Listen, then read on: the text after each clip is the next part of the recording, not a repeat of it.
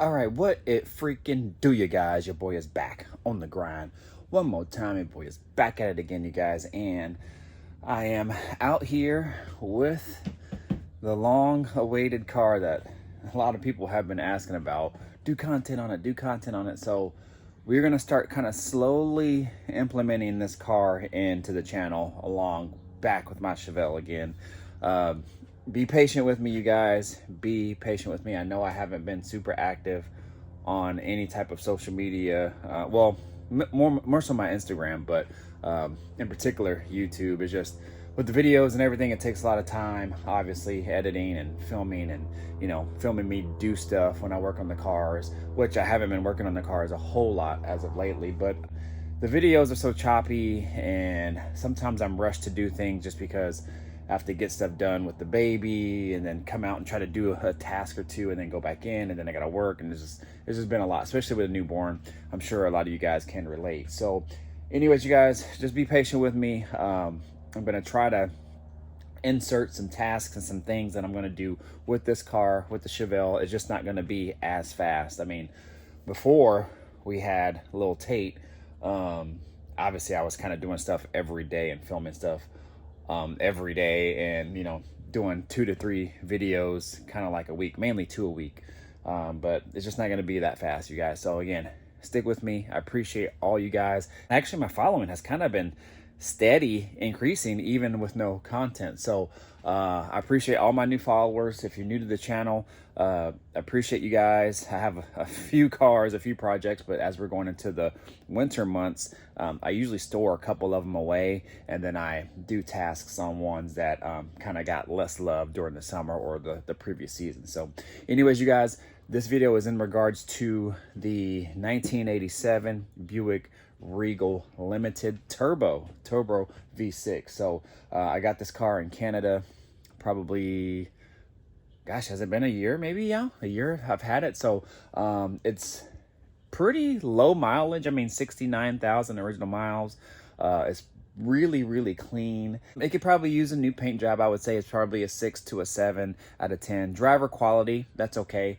It looks good from 10, 15, 20 feet. But when you get up close to it, you can kind of see some imperfections and whatnot. But it is what it is. I almost would rather kind of have it like that versus having a really nice paint job, something like my Chevelle or something like that on it. But I would like to get it painted at some point. Actually, I was trying to plan on painting it here for my buddy Chris. He said, well, because let me back up a little bit.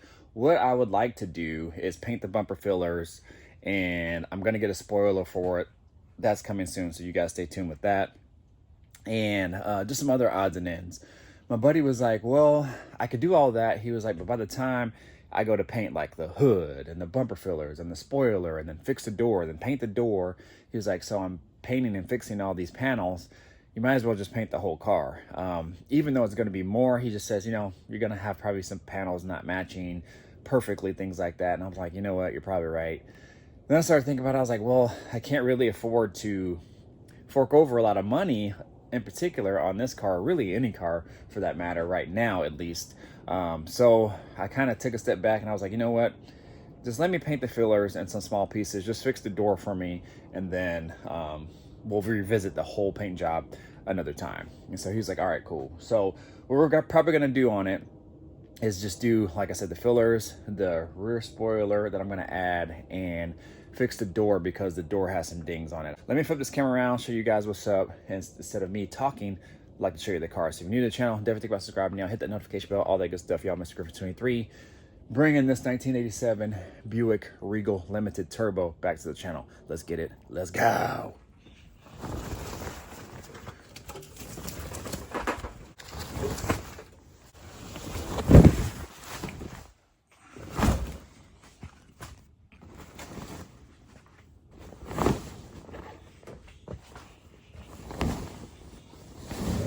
This is it right here. You can see paint job's not too bad. I actually got a paint correction on it last year. If you actually know, it was earlier this year. So if you go back to some of my previous videos, you'll see the paint correction on it. It turned out really good. But with the paint correction comes, you know, showing all the imperfections that was ever on the car. I mean, plus with my buddy's garage and the shop with the shop lights to kind of expose everything, it's just, you can see every single little thing. I mean, even here, it looks like here the trim for the side molding for the side of the car was taken off. So you can see right here, I don't know if it was like repainted or what. There's like two different metallics there, but I'm not really sure. Like one looks like original, one looks like a repaint. I have no idea what they were doing, you guys, but that line there, I believe, if you guys can kind of see it, that line right here, I believe it probably had a side molding trim at some point. So I don't know if they masked it off at that molding and then painted one portion of the door or the car or what. I don't know, you guys. So, but I mean, I only caught it because I was looking close up at it, but you can't really tell unless you're really looking close up at it. So it just has those kind of imperfections, you know, little rock chips, things like that they kind of touched up, filled in. This car actually originally came from Minnesota. Then it went to Canada and sat in a shop in Canada for a while. Actually in Minnesota, it sat in a garage, like undriven, since like 94 or something like that. So it hasn't been driven for a really long time, hence the low miles. So even with all these chips and stuff like that, it was driven early on when it was new, and then just pretty much just stored away. The previous owner, because I think I'm technically maybe the third owner, I could be the fourth owner, but the previous owner had it in a garage. He actually bought it, realized how clean it was, it's because it's all original, and decided he didn't want to do anything with it. So the previous owner before him actually took all these emblems off, so that's why that shaved off. I'll get a little bit to that in a moment. All the trim is gone on the bottom. He was actually going to paint it, and then just decided not to do anything with it at all. So it ended up just selling it to the guy in Canada, and then I bought it from the guy in Canada. So anyways, it's just stuff like that. The bumper fillers are just old, faded. Actually, I would just respray them, but they're cracked right here. So, and then the rear pretty much looks the same as this. I actually got a set of new bumper fillers from G-Body Parts. So I think I took a picture, so maybe I'll insert that here if I can find it. But I got new bumper fillers. I wanted to go with the spool full ones. They're all fiberglass, but they're just a little bit out of my price range right now, so I didn't want to go with those. But I did order a rear spoiler, and I will talk a little bit more about that when it gets here. So it hasn't got here yet, but it's going to be really nice. I've been after one of those spoilers for a really long time, and they're not ones that originally came on this car. They're actually one of the spool full brands. So I'm not going to talk any more about that. I just want to show you when it gets here. But let's go ahead and lift this hood up. All right, y'all, so what you're looking at right here is a fully original 1987 Turbo Buick Regal V6. So it's all original. Nothing's ever really been touched on it, with the exception, I should say nothing, but with the exception of new fuel pressure regulator. They added a gauge there, and I think that's it. I mean, to be quite honest, they might have added like some wiring and things kind of here and there, but other than that, I mean, it is pretty much stock. You can see there's some overspray. I don't know if that's like compound or something from maybe when they were working on the car, but all this I think kind of rubs off. Yeah, I'm not sure what that white stuff is, but all that comes off. I mean, yeah, I don't know what they were doing, because the car was never repainted, so I'm not really sure what's up. But you can see a little bit of like condensation and corrosion just from it sitting in the cooler weather. So all that stuff I'm going to clean up. I would like to have this engine bay looking pretty stock, pretty good, pretty clean and whatnot. So what I have to do is actually go over all the vacuum lines, make sure they're all good to go.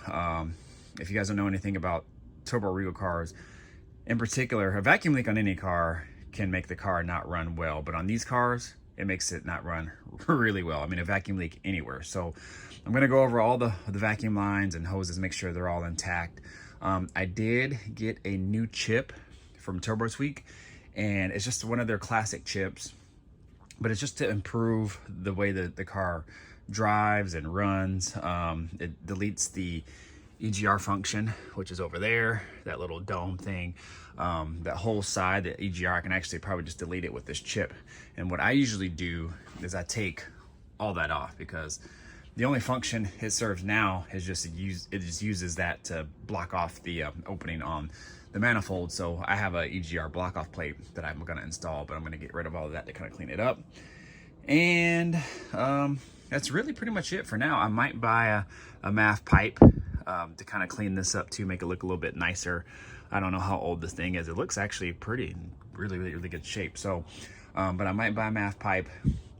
I don't know if I'm gonna buy a filter. A lot of people just delete that little filter assembly deal there, and they just get like a K&N filter or something like that, like a cone filter. I don't know. I might just leave it like that for now, but we'll see. Yep. Okay. Anyways, that's pretty much it. I'm not gonna do a whole lot to the engine, because like I said, the chip that I bought is just set up to kind of just run a stock engine. It is made for, I think, 16 to 18 pound boost, so I can turn up the boost a little bit, because I think these actually came with maybe 10 to 11, maybe 12 pounds of boost kind of stock, but I can turn it up a little bit and to have it safely run on pretty much a stock engine. And it just, like I said, just cleans up the drivability, cleans up the way it runs, and then we'll be good to go. I can only run 93 on it though, so 93 octane, and then that's really the only changes that we made to the chip. So other than that, I mean, we're set, you guys, we're set. So I probably will though get a power plate. It actually sits right under the doghouse, and what that does is that distributes the air flow kind of more evenly as the air goes up into the intake there and goes into the doghouse. So I've actually found that works really good for my builds, at least. And you know, some people don't run them, a lot of people do, but they're just like 30 or 40 bucks. That might be a little bit more now, but that's typically what I do on all of my vehicles. It's from RJC. It's a power plate, and you guys can look it up. So but other than that, you guys, we're really just going to keep it kind of as is. All right, so the emblem, like I said, they were going to paint it at some point. They decided they didn't like the emblem, so they deleted it, filled it in, and then sent it down and just left it like that. So I have the emblem. I'm actually going to drill these holes back out. That way we can put that hood or front clip emblem ornament back on. But overall, this thing is pretty clean. So other than that, from the front, not much else. I think the springs here from the bottom of the grill are gone, so I got to add those. And other than that, I think we're kind of good for the front. Like I said, just really minor things that I have to do to it, and then we'll be set. All the trim I have, some of the trim is still on it. The bottom rocker lower trim is not there, but I have it inside of the garage.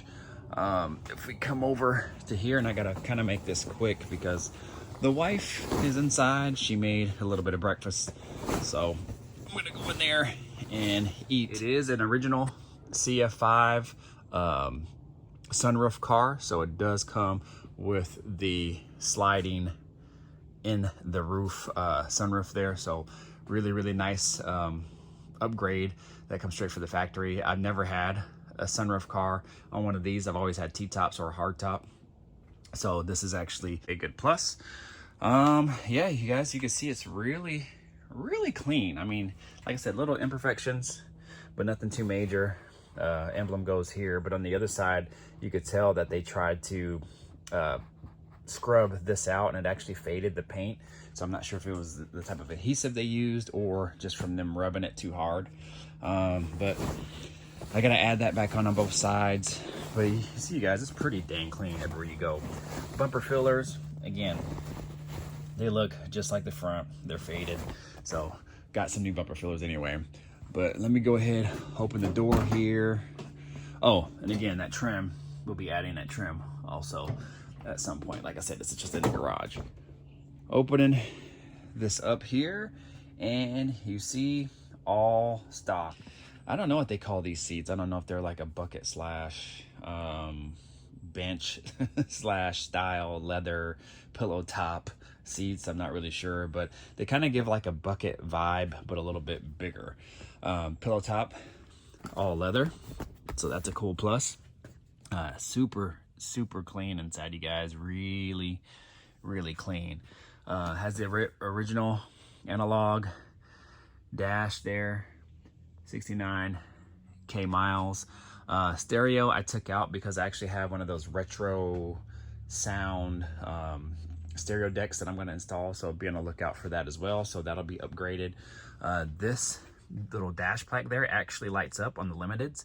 When I got it, it wasn't lit, but then I added LEDs in there and it looks super sharp. If I can find a video or a photo of it, I'll insert that here. But everything else is pretty much going to remain as is. I added a wireless charger here because it fit perfectly.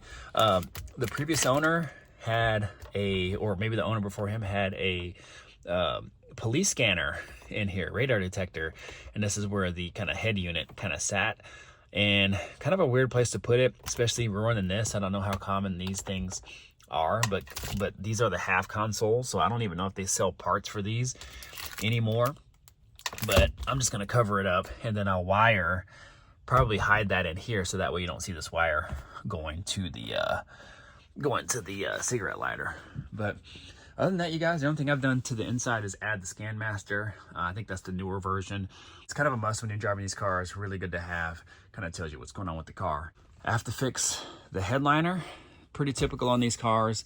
So I got to fix that. I think I'm just going to probably just add a suede headliner back up. It'll look nice, it'll look cleaner, and it'll kind of fit the vibe of it being a Limited. If you guys didn't know, the Limiteds are kind of like the luxury-ish versions of these Regals in general, but Turbo Regals as well, because it has the more decorative door panels. It has, you know, leather options here. It has like the shaggy style plush floor carpet here, so super nice. And you know, just things like this, the half console, you know, the Limited badging, you know, all that. So yeah, guys, you just get a little bit more for your G-body with the Limited if you're, you know, into this kind of styling of the actual Turbo Regals or Regals in general. But other than that, you guys, everything else is pretty much stock. And that's pretty much how I kind of plan to leave it. Like I said, this really kind of minor upgrades. I also might do some light suspension work if I get new wheels, which I might, because my plan was or is to kind of make it, give it kind of like a pro touring stance without all the pro touring equipment. Let's say, like, you know, not buying a $2,000 you know pro touring suspension package and then doing all the engine mods and stuff like that, but just giving it a stance and a look. So which would probably require me to get new wheels, but again, that's down the road. Nothing major, nothing at this time that I really need to do. I'm just gonna rock these for now. What I do with these wheels though is I actually take these off and get them powder coated, like an aluminum colored, so that way it makes them easier to clean. These actually hold dirt and grime and brake dust really good, so it makes it hard to clean. But with powder coat, you can just wash that all right off. What it does have though, that I didn't mention, is it does have new exhaust. It has a pipes exhaust. Actually sounds really good. Other than that, you guys, I mean, that is really pretty much it. Nothing really much else to kind of see. I mean, it is what it is. It's pretty much a stock Turbo Regal Limited. Again, super clean, and I kind of want to keep it that way. My plan was to do some engine mods, but I don't want to touch it.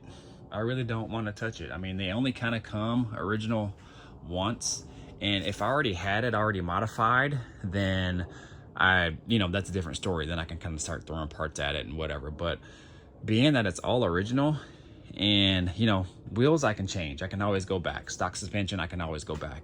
Super easy. But you know, guys, I don't want to do anything with it. I just want to kind of just leave it as is and just enjoy it and drive it. And who knows, like, I'm not technically in love with this car yet, but I really do like it. I really do love the Turbo Regals in general.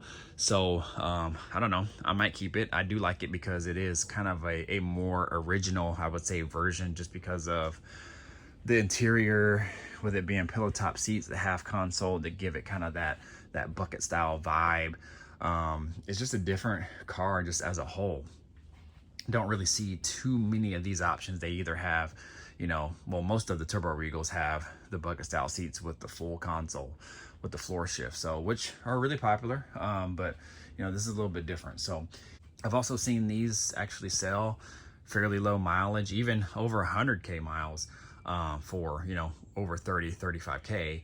Now the market's probably a little bit more dry right now, but these are still kind of holding their value, so that's really good. But I mean, I didn't pay that much for it, so if I were to sell it, I could probably make some money off it. So anyways, I'm not saying that I'm going to sell it, but I'm just talking just in general as a whole. I really don't want to touch it because it'll hold its value a lot more. So anyways, you guys, I'm going to go ahead and get in. My breakfast is probably ready. The lady in there slaving away on her birthday weekend, you guys, on her birthday weekend. So if you, she does watch these videos sometimes, so go ahead and give her a birthday shout out as well. But I'm going to go ahead and get out of here, you guys. 1987 Buick Regal Limited, 69k original miles, pretty much untouched for the most part, but man, super clean. Definitely a survivor car. We're gonna go in on it. All right, like, comment, subscribe, share, do all the good stuff, y'all. I'll see y'all later. Deuces. Peace out.